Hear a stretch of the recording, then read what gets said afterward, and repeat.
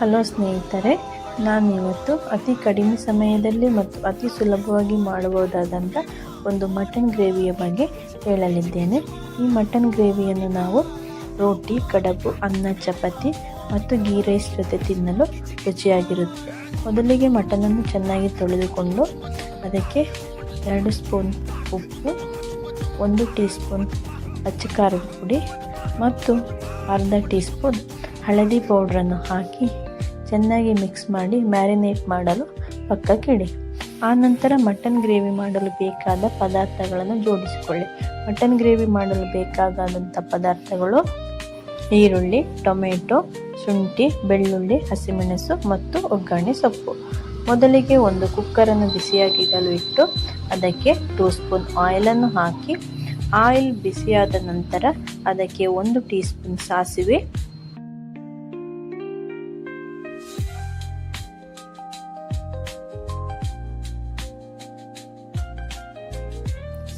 ಸಿಡಿದ ನಂತರ ಅದಕ್ಕೆ ಮೊದಲೇ ರೆಡಿ ಮಾಡಿಕೊಂಡಿಟ್ಟಿರುವಂತಹ ಶುಂಠಿ ಮತ್ತು ಬೆಳ್ಳುಳ್ಳಿಯನ್ನು ಹಾಕಿ ಫ್ರೈ ಮಾಡಿ. ಇದು ಚೆನ್ನಾಗಿ ಫ್ರೈ ಆದ ನಂತರ ಇದಕ್ಕೆ ಒಗ್ಗರಣೆ ಸೊಪ್ಪು ಮತ್ತು ಹಸಿಮೆಣಸನ್ನು ಹಾಕಿ ಚೆನ್ನಾಗಿ ಫ್ರೈ ಮಾಡಿಕೊಳ್ಳಿ.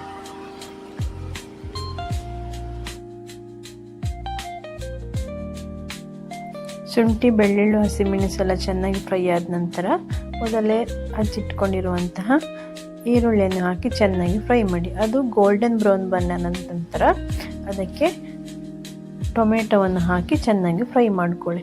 ಈ ಟೊಮೆಟೊ ಚೆನ್ನಾಗಿ ಎಣ್ಣೆಯಲ್ಲಿ ಫ್ರೈ ಆದ ನಂತರ ನಾವು ಮೊದಲೇ ಮ್ಯಾರಿನೇಟ್ ಮಾಡಿಟ್ಟಿರುವಂಥ ಮಟನನ್ನು ಹಾಕಿ ಒಂದು 3ರಿಂದ 4 ನಿಮಿಷ ಮುಚ್ಚಳವನ್ನು ಮುಚ್ಚದೆ ಹಾಗೆ ಬೇಯಿಸಿ. ಆನಂತರ ಇದರ ಬಣ್ಣ ಸ್ವಲ್ಪ ಚೇಂಜ್ ಆದ ನಂತರ ಇದಕ್ಕೆ ಸ್ವಲ್ಪ ಅರ್ಧ ಗ್ಲಾಸ್ ನೀರನ್ನು ಹಾಕಿ ಕುಕ್ಕರನ್ನು ಮುಚ್ಚಿ 2ರಿಂದ 3 ವಿಸಲ್ ಕೂಗಿಸಿ.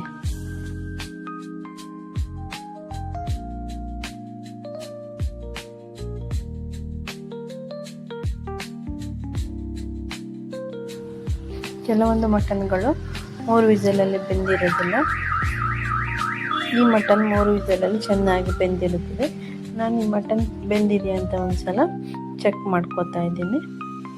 ಆನಂತರ ನಾವು ಮಟನ್ ಗ್ರೇವಿ ಮಾಡಲು ಬೇಕಾದ ಮಸಾಲೆ ಪದಾರ್ಥಗಳನ್ನು ಜೋಡಿಸಿಕೊಳ್ಬೇಕು. ಮೊದಲಿಗೆ ಒಂದು ಪ್ಯಾನನ್ನು ಬಿಸಿಯಾಗಿ ಇಟ್ಟು ಅದಕ್ಕೆ ಒಂಚೂರು ಎಣ್ಣೆ ಹಾಕಿ ಅದಕ್ಕೆ 4ರಿಂದ 5 ಬ್ಯಾಡಗಿ ಮೆಣಸಿನಕಾಯಿ, ಒಂದು 3 ಟೀ ಸ್ಪೂನ್ ಧನಿಯಾ ಕಾಳು, 1 ಟೀ ಸ್ಪೂನ್ ಜೀರಿಗೆ, 1/4 ಟೀ ಸ್ಪೂನ್ ಮೆಂತ್ಯ ಕಾಳು ಹಾಗೂ 1/4 ಟೀ ಸ್ಪೂನ್ ಕಾಳು ಮೆಣಸು ಹಾಗೂ ಚಕ್ಕೆ ಮತ್ತು ಲವಂಗ 4ರಿಂದ 5.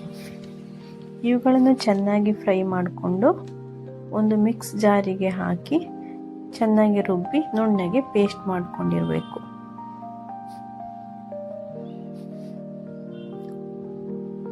ಈ ಪೇಸ್ಟನ್ನು ಮೊದಲೇ ಬೇಯಿಸಿಟ್ಕೊಂಡಿರುವಂತಹ ಮಟನಿಗೆ ಹಾಕಿ ಚೆನ್ನಾಗಿ ಮಿಕ್ಸ್ ಕೊಟ್ಟು ಒಂದು 4ರಿಂದ 5 ನಿಮಿಷ ಲೋ ಫ್ಲೇಮಲ್ಲಿ ಕುದಿಯಲು ಬಿಡಿ.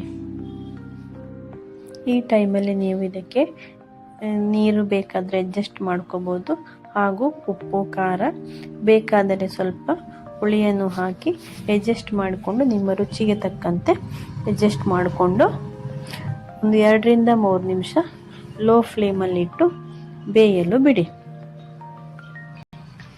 ಇದು ಒಂದು ಸಲ ಚೆನ್ನಾಗಿ ಕುದಿ ಬಂದ ನಂತರ ಇದಕ್ಕೆ ಸ್ವಲ್ಪ ಕೊತ್ತಂಬರಿ ಸೊಪ್ಪು ಹಾಗೂ ಕಸೂತಿ ಮೇಥಿಯನ್ನು ಹಾಕಿದರೆ ಅತಿ ಸುಲಭವಾಗಿ ಮಾಡಬಹುದಂಥ ಮಟನ್ ಗ್ರೇವಿ ಸವಿಯಲು ಸಿದ್ಧ. ಇದನ್ನು ರೋಟಿ, ಚಪಾತಿ, ಕಡಬು, ಅನ್ನದೊಂದಿಗೆ ಸವಿಯಬಹುದು. ನಿಮಗೆ ಈ ವಿಡಿಯೋ ಇಷ್ಟ ಆದರೆ please like and subscribe my YouTube channel. Thank you.